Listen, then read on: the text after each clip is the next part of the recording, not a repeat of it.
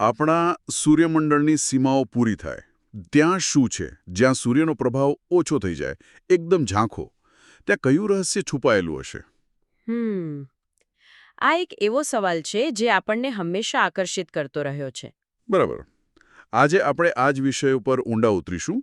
જે સ્રોત મળ્યા છે ઇન્ટરસ્ટેલર એરિયા, તારાઓ વચ્ચેનું રહસ્ય, એના આધારે આપણે સમજવાની કોશિશ કરીશું કે આ તારાઓ વચ્ચેની જગ્યા એટલે કે ઇન્ટરસ્ટેલર અવકાશ શું છે, ત્યાં શું હોય છે અને શા માટે તે આટલું મહત્વનું છે. ચોક્કસ. ચાલો શરૂ કરીએ. તો સૌથી પહેલા આ તારાઓ વચ્ચેની જગ્યા એટલે કે ઇન્ટરસ્ટેલર અવકાશ એ બરાબર છે શું? ક્યાંથી શરૂ થાય છે? એમ સમજો કે એ તારામંડળો વચ્ચેનો વિસ્તાર છે. એની શરૂઆત ત્યાં થાય જ્યાં આપણા સૂર્યનું એક રક્ષણાત્મક કવચ જેવું છે. હેલિયોસ્ફિયર. હા, બરાબર. હેલિયોસ્ફિયર. એ જ્યાં પૂરું થાય ને ત્યાંથી ઇન્ટરસ્ટેલર અવકાશ શરૂ. ઓકે. એટલે સૂર્યનો જે પવન છે, સૂર્યપવન, એ નબળો પડે ત્યાં? હા, સૂર્યપવન એક મોટો પરપોટો બનાવે છે જે આપણને બહારના કોસ્મિક કિરણોથી બચાવે છે, જ્યાં આ પવનનું દબાણ બહારના દબાણ સામે ટકી ના શકે. એ સીમા હેલિયોપોઝ કહેવાય છે, ખરું ને? બિલકુલ. એ હેલિયોપોઝની પેલે પાર જ છે આ ઇન્ટરસ્ટેલર અવકાશ.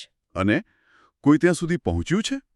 મતલબ આપણને આ બધી માહિતી મળે છે ક્યાંથી? હા, અને આ વાત ખરેખર અદ્ભુત છે. નાસાએ 1977માં 2 યાન મોકલ્યા હતા, વોયેજર 1 અને વોયેજર 2. હા, વોયેજર. એ તો ગુરુ અને શનિ માટે હતા ને શરૂઆતમાં? હા, એમનો મુખ્ય હેતુ એ જ હતો, પણ એમની યાત્રા ચાલુ રહી અને દાયકાઓ પછી 2012માં વોયેજર 1એ હેલિયોપોઝ પાર કર્યું. શું વાત છે! 2012માં એ પહેલું માનવ-નિર્મિત યાન બન્યું જે ઇન્ટરસ્ટેલર અવકાશમાં ગયું. હા, અને થોડા વર્ષ પછી વોયેજર 2 પણ ત્યાં પહોંચી ગયું. અને એ હજી પણ કામ કરે છે આટલા વર્ષો પછી? અવિશ્વસનીય છે, પણ હા, હજુ પણ ત્યાંથી ડેટા મોકલી રહ્યા છે. ગજબ કહેવાય. અને શું માહિતી મળી રહી છે ત્યાંથી? કંઈક અણધાર્યું? ડેટા બહુ જ કિંમતી છે. આપણને સીધી માહિતી મળે છે. એક મોટી વાત એ જાણવા મળી કે હેલિયોસ્ફિયરની ધાર પર અને બહાર જે ચુંબકીય ક્ષેત્ર છે, હા, એ આપણે ધાર્યું હતું એના કરતાં વધુ મજબૂત અને એમ કહો કે ગૂંચવણભર્યું છે. ઓહ, એટલે આપણા મોડેલ કરતાં અલગ? હા, સૂર્યનું ચુંબકીય ક્ષેત્ર અને બહારનું ઇન્ટરસ્ટેલર ક્ષેત્ર કેવી રીતે જોડાય છે એની જે સમજ હતી એને આ ડેટાએ પડકારી છે. રસપ્રદ. અને પેલું કોસ્મિક કિરણોનું શું? હા, એ પણ. હેલિયોસ્ફિયરની બહાર એ ગેલેક્ટિક કોસ્મિક કિરણોની માત્રા એકદમ વધી જાય છે. એનાથી ખબર પડી કે આપણું હેલિયોસ્ફિયર કેટલું જરૂરી રક્ષણ આપે છે. સમજાયું. એટલે સૂર્યનો પ્રભાવ અને બહારના અવકાશ વચ્ચેની આ ક્રિયા-પ્રતિક્રિયા એ ધાર્યા કરતાં વધુ જટિલ છે. બરાબર. તો વોયેજરના ડેટા પ્રમાણે આ બહારની દુનિયા કેવી છે? એકદમ ખાલીખમ, શૂન્યવકાશ જેવી? ના, બિલકુલ નહીં. એમ લાગે કે ખાલી છે કારણ કે ઘનતા બહુ જ ઓછી છે. સરેરાશ કદાચ એક ઘન સેન્ટીમીટરમાં થોડાક જ પરમાણુ. થોડાક જ પરમાણુ? હા, પણ એ ખાલી નથી. એમાં મુખ્યત્વે હાઇડ્રોજન અને હિલિયમ જેવા વાયુ છે. પછી ધૂળના એકદમ સૂક્ષ્મ કણ. ધૂળ પણ? તારાઓની વચ્ચે? હા, સિલિકેટ અને કાર્બન આધારિત ધૂળ. સાથે શક્તિશાળી કોસ્મિક કિરણો પણ છે, જે સુપરનોવા જેવા ધડાકામાંથી આવે. અને હા, આંતરગેલેક્ટિક ચુંબકીય ક્ષેત્રો પણ. અને તાપમાન? તાપમાન તો બહુ જ નીચું, લગભગ પરમ શૂન્યની નજીક, એટલે કે -273 ડિગ્રી સેલ્સિયસની આસપાસ. બાપરે! પરમ શૂન્યની નજીક. અને અંતર તો તમે કહ્યું એમ પ્રકાશ વર્ષોમાં. એક પ્રકાશ વર્ષ એટલે લગભગ 9.5 ટ્રિલિયન કિલોમીટર. હા, અકલ્પનીય અંતર છે. આપણો સૌથી નજીકનો પાડોશી તારો આલ્ફા સેન્ટોરી એ પણ લગભગ 4 પ્રકાશ વર્ષ દૂર છે. તો પછી આટલા વિશાળ, ઠંડા અને ખાલી જેવા લાગતા વિસ્તારનો અભ્યાસ કરવો શા માટે આટલું જરૂરી છે? શું મતલબ આ બધાનો?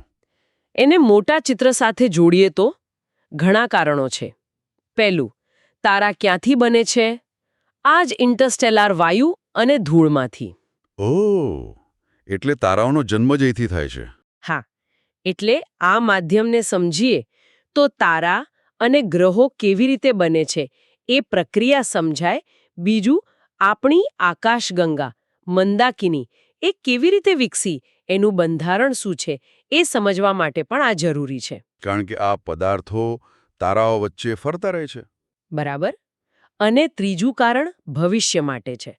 જો ક્યારે માનવજાત તારાઓ વચ્ચેની સફર કરવાનું વિચારે તો ત્યાંના જોખમો સમજવા પડશે, ખાસ કરીને પેલા કોસ્મિક કિરણોના. ચોક્કસ.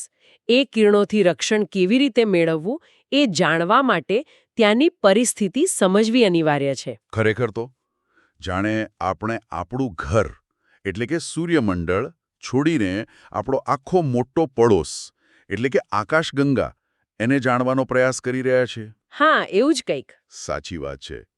આ ઇન્ટરસ્ટેલર અવકાશ યાદ અપાવે છે કે આપણું આ સૂર્યમંડળ એ તો બ્રહ્માંડના આ વિશાળ સમુદ્રમાં એક નાનકડો ટાપુ જ છે.